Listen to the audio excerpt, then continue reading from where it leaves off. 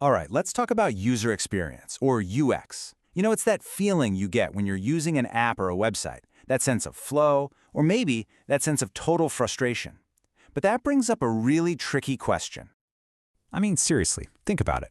How do you actually measure an experience? How do you put a number on delight or quantify frustration? It sounds impossible, right? Kind of like trying to weigh a feeling or put a ruler next to a thought. And yeah, the surprising answer is, you really can't. You can't directly measure what's going on inside someone's head. It's totally subjective. So, if that's true, how in the world does any product ever get better? Well, this is where it gets interesting. We have to get clever. We get around this whole unmeasurable problem by changing what we're looking at. So instead of trying to measure the feeling itself, we measure its effects. Think of it like looking for the footprints an experience leaves behind.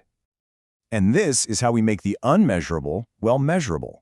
We can't, get a number for your exact level of ease, but we can absolutely time how long it takes you to finish a task. We can count how many mistakes you made. We can just ask you to rate how satisfied you were. We can even watch for emotional cues. All of these things are solid, data-driven clues that point to the quality of that underlying experience. This brings us to a really, really important point. You'll hear the term user testing a lot, but the industry is really shifting to UX evaluation, and there's a good reason for that. Testing kind of sounds like we're grading the user, right? Seeing if they pass or fail, but that's not what's happening at all. Exactly. This gets to the very heart of it. UX evaluation isn't about pointing fingers.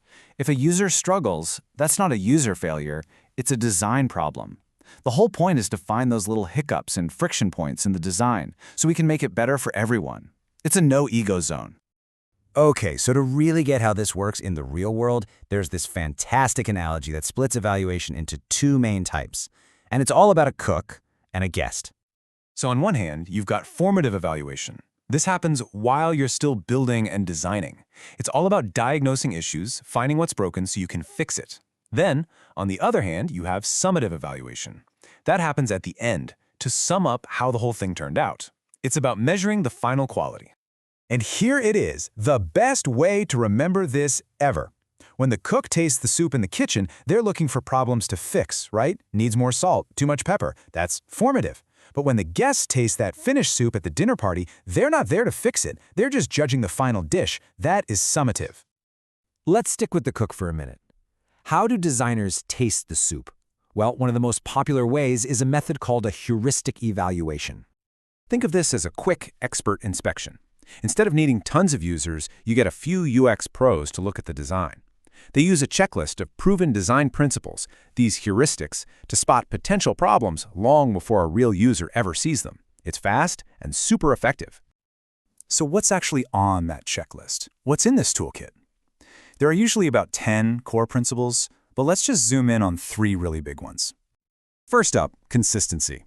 Does the little trash can icon always mean delete, or does it suddenly mean archive on one screen? Users need things to be predictable. Second, error prevention. A great design stops you from messing up in the first place, maybe by graying out a button you can't use. That is always, always better than letting you make a mistake and then showing an error message. And third, recognition over recall. Basically, don't make me remember stuff. Show me my options in a menu. Don't force me to recall some weird command from memory. Our brains are way better at recognizing things we see than pulling them out of thin air. Okay, so that was the cook tasting the soup. Now let's talk about the guests. It's dinner time.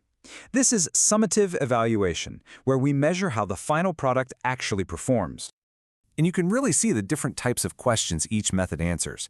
Formative is all about discovery. Where are the problems? Is our navigation confusing?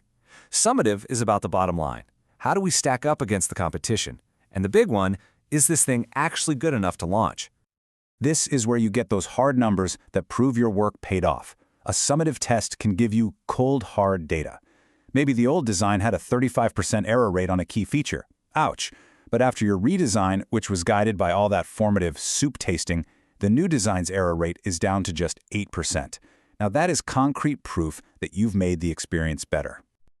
So we've looked at methods like formative and summative and principles like heuristics. But when you strip everything else away, what is the single most important tool in an evaluator's toolkit?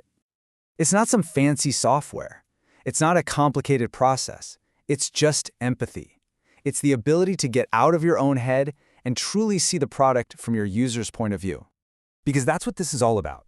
Whether you're the cook tasting the soup or the host watching the guests, the goal is always the same. You're trying to understand someone else's experience so you can make it even a little bit better. That's really the soul of UX. So I'll just leave you with this thought. The next time an app makes you want to throw your phone across the room, just pause for a second. Instead of just being frustrated, put on your evaluator hat. Ask yourself, wait, what's broken here? Is it an inconsistency? Did it fail to prevent me from making an error? Is it making me remember something I shouldn't have to? Because now you've got the tools to see what's really going on.